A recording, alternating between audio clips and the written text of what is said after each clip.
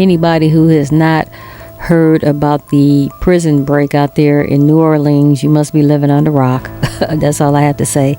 But I tell you what, they have had a lot of relatives, these inmates that broke out, they've had a lot of relatives to help them break out. There's no way in heck I'm going to be helping anybody break out. I'm just going to let you know that right now. Don't be calling me, because it's not going to happen. So on May the 27th, 2025, 8 out of 10 people who escaped from the Orleans Parish jail on May the 16th have been caught. So 2 of them are still at large. We have Dkenan Dennis, who is 24 years old. He was in jail for armed robbery and carrying a gun during a crime. And in the early morning hours of May 16, he removed the sink in the toilet in his cell. Then he squeezed through the wall, climbing a fence, and then he ran off. Police are still looking for him. And then you have Corey Boyd, who is 20 years old. He is being held for second-degree murder charges. He used that same hole to slip through from his cell, and he escaped just like the others did. And he also climbed the fence and vanished into the night. Here's what happened on May the 16th. The 10 inmates pried off a sliding door, took out the plumbing fixtures in one of the cells, and then they went through the wall, slipped through a service area, and from there they scaled a barbed wire fence and disappeared before anyone realized what happened. So right now, law enforcement has set up roadblocks and is checking tips for hotlines and social media, and is working with state and federal agencies. So as of right now, we still have 2 of the inmates at large. Let's run this clip. We capture 3 of the remaining escaped inmates. That leaves just 2 on the run. Andres Fuentes reports that Leo Tate and Jermaine Donald were captured in Texas. First, let's begin with Gabby Killett, who is live in Baton Rouge, where police caught Linton Van Buren. John, Lauren, 8 inmate escapees in custody and 2 to go. I'm here at Louisiana State Police headquarters in Baton Rouge, where police say they are speaking with Linton Van Buren Jr. upstairs. Let me move out the way here so that you can see this vehicle. Police unit behind me is where police will be taking Van Buren into custody. They will then be going to the East Baton Rouge jail and onward from there to state facilities. Now, Baton Rouge police captured Van Buren this evening on the bench at a shopping center parking lot, where he sat in front of a sneaker store. Now, police tell us that Van Buren was in that shopping center off of Airline Highway near Interstate 12 in Baton Rouge. He was previously tracked to addresses in both Mississippi and New Orleans East, and court records detail that at least 4 alleged accomplices who helped him are now in custody. NOPD Superintendent Ann Kirkpatrick promised to arrest all inmates at large late last week.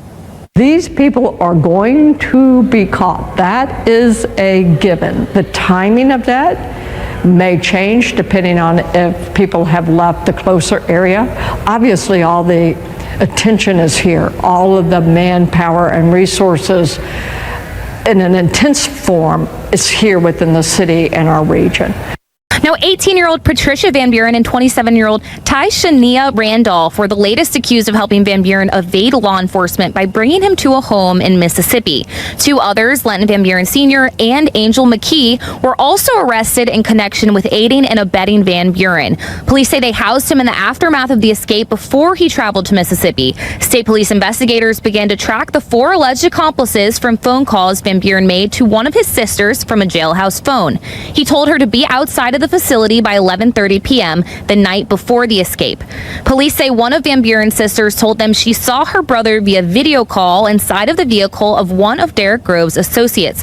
Police say that woman, who has not yet been placed under arrest, allegedly dropped Van Buren off at McKee's house in New Orleans East.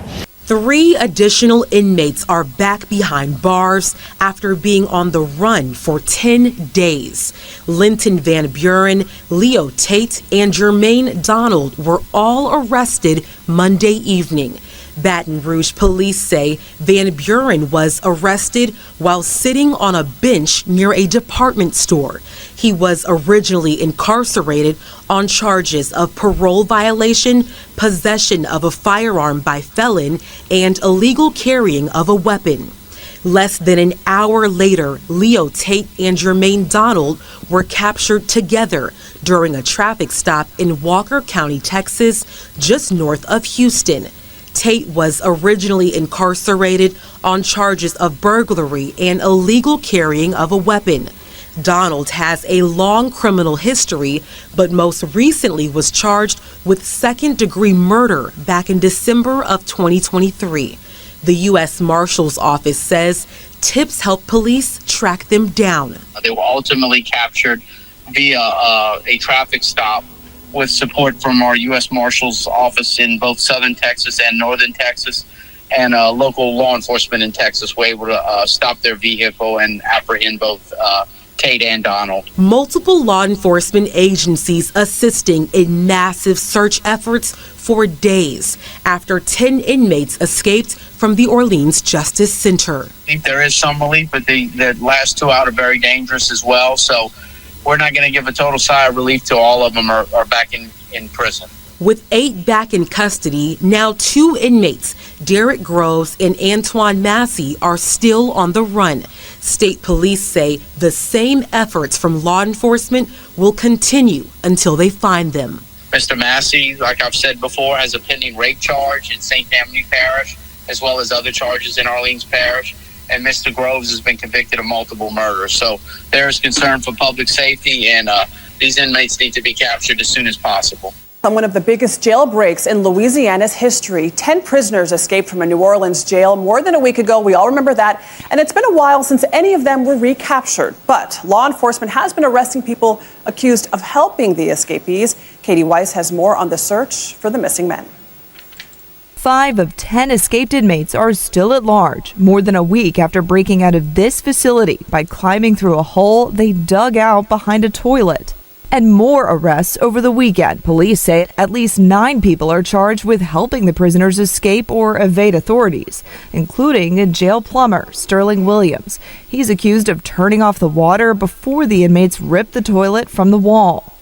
The man was literally just doing his job. Williams' defense attorney, Michael Kennedy, says his client is not guilty. The toilet's overflowing. He goes and he turns off the water, as is his duty as the jail plumber.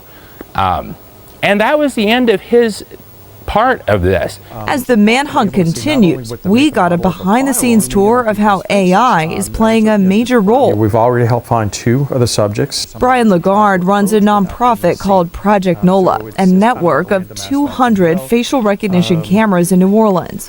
What was surprising was we just entered them into our facial recognition platforms. And then instantly, ding, ding, ding, the alarms are going off. New Orleans Police Superintendent Ann Kirkpatrick says hundreds of tips are pouring in, and they've executed nearly 40 search warrants, resulting in the arrest of several people they say were helping the fugitives while in hiding. We have gone to places with warrants where we know we just missed them.